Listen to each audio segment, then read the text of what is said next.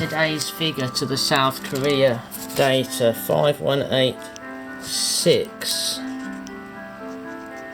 There you go. Right. And that's slightly above what my forecast had because the last two were below it. I only made this model today and I've just added 1 point to it. Now that alters the forecast a little bit. So we're going to go back to here. South Korea.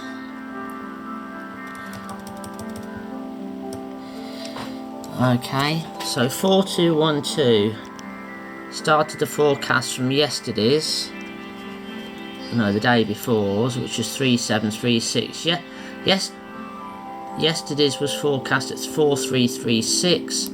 It was actually 4212, which is a bit lower, but today's is forecast at 4931. It's actually 5186, which is a bit higher. So the equation for the line, the two parameters, 109.68 and minus 0.16, but they're different now.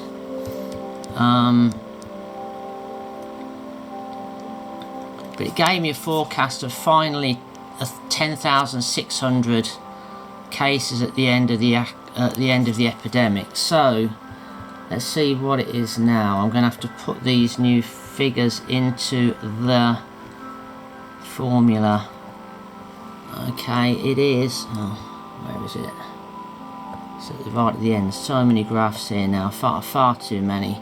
Okay, there's the forecast for South Korea going to 10,000, 10,500. 101.3 and minus 0.142. Okay, 101.3 and minus 0.142. I've forgotten it already. Minus 0.142. That's shallower, which means it's not going to fall off as quickly. What did I say? 101.43. See, I've forgotten it already. I should have been paying more attention.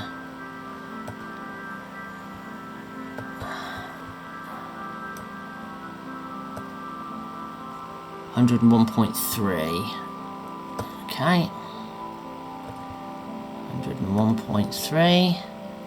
Nearly. 101.3. Okay, let's see what the forecast is now. Forecast is it'll end up at, it's still 10,600. Hang on, let's have a look.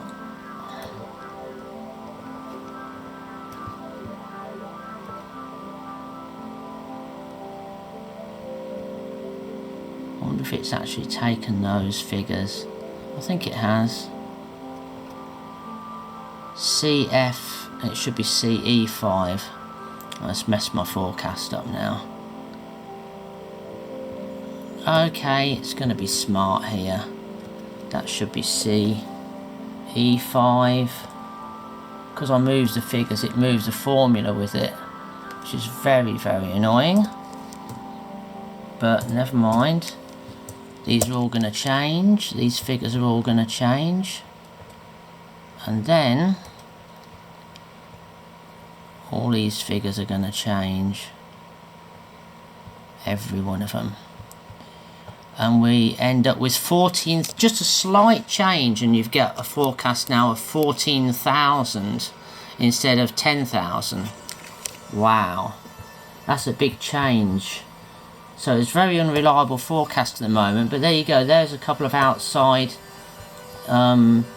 There's maybe a minimum and a maximum, 10,000 to 14,000. So the South Korea forecast has gone from 10,000 to 14,000, just with the addition of one data point, just with the addition of that data point. We haven't really got enough data points yet.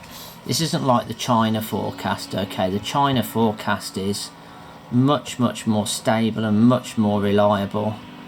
Because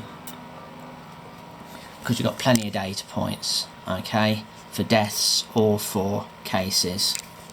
Doesn't really matter, whichever. Okay. There's a China forecast for cases. I mean, it gives about 86,000 cases and about 3,500 deaths for China. But we'll see how it goes. That's today's 3rd of March. That's up to date. So Korea's forecast has increased by 4,000 just because we've had a high data point for today. And it's now at 14,000. I was going to do a YouTube video that said it was going to be 10,500. But it's very early days for forecasting South Korea. It's the first country outside China where you could probably have a go at forecasting. But that will... yesterday's forecast was, I think, low because of these 2 low points here. It's still on trend. Okay, the line's moved up a bit, so it's added a few thousand cases. And this, I think, is going to be typical for a country that handles this virus well, to end up with 10,000 plus cases. I mean, they could easily end up with 20,000 if that, or more, or many more if they get it wrong. But South Korea already looks to be stabilising a little bit. But you see, they're on 5,000 cases, they're still going to end up with 14,000 even if they do everything right. So that's an illustration of what you're going to get for this coronavirus, and it's going to take until the end of April before it really stops increasing. It's still creeping up just a little bit here.